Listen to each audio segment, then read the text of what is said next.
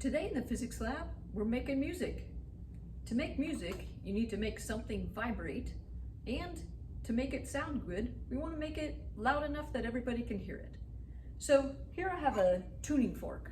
A tuning fork is finely precisioned so that it will produce just a single frequency. This is the frequency of 384 Hertz, and it corresponds to the musical note G. So if I strike it, it vibrates, we can hear it, but it's not very loud. To make this louder, we need more surface area to vibrate at the same frequency that this vibrates at. That is called resonance. When you force other stuff to vibrate at that same frequency, you get the object to become louder. So I'm going to use a column of air. I have two pipes that have two different columns, and I'm simply going to hold the tuning fork over each one of them and see if they're the right length, because the length of a column of air is very important in resonating a specific frequency and making that sound like a musical note instead of just sounding like a bunch of air. So if we hold this over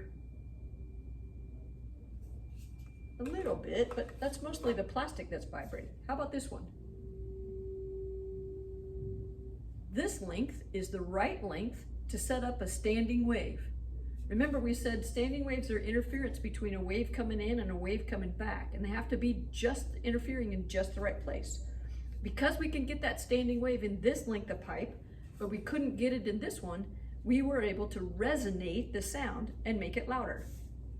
Making sound louder is a big important part of your musical instrument project. Your goal for this project is to build an instrument out of stuff that's not designed to make music. So I can't use a tuning fork, or the mouthpiece to my trumpet, or guitar strings. Nothing that's originally designed to make music. So you want to be creative. Find some things that are not originally designed to make music and come up with a new way to use them. You will have to make 5 different notes, and then we want to play a simple melody with our instrument. Now, there's different ways to make music. Obviously, we had a tuning fork. We can use a column of air. This is a slide whistle. It has a little slide in it that acts like the slide in a trombone to change the column of air. And we can see that when that happens,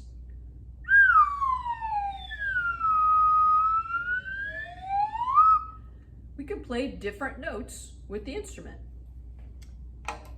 This is a music box.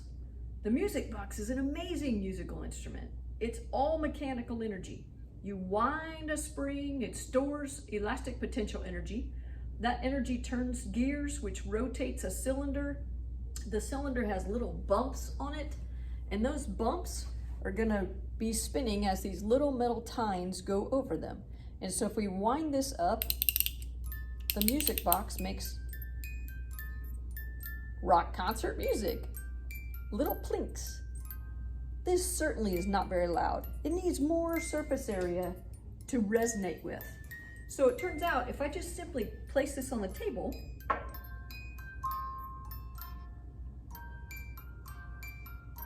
the surface area of the table vibrates at the same frequency that this does, and we get that resonance.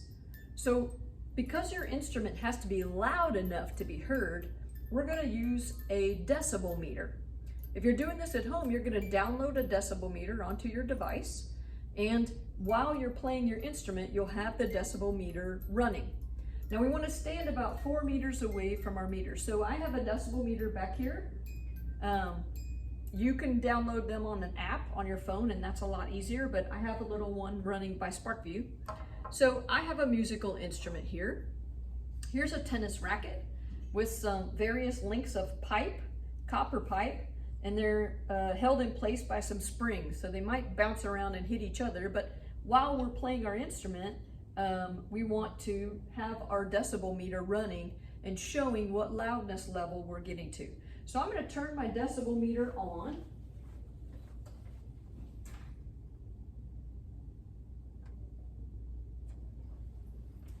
I'm going to play each of my 5 notes for you, so we can tell that those are different notes. And now I'm going to play a simple melody. And while I'm playing this simple melody, the decibel meter will record the loudness level during the song. So here's Mary Had a Little Lamb.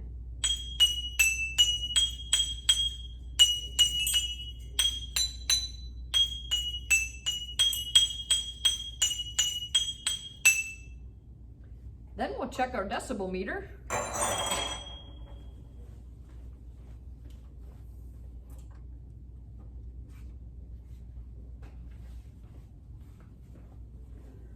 And if I bring this to you and show you, it looks like during the song, I was able to reach about 75 decibels while I was playing Mary Had a Little Lamb.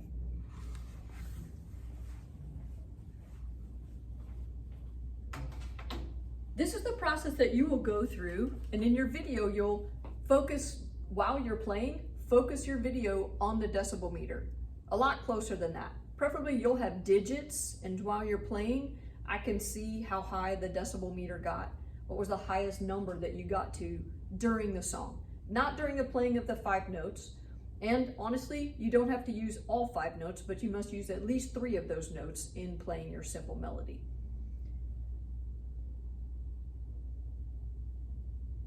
I look forward to seeing all the great creative things that you're going to do with this project. There's so many different ways that we can make sound. I can't wait to see what you'll do.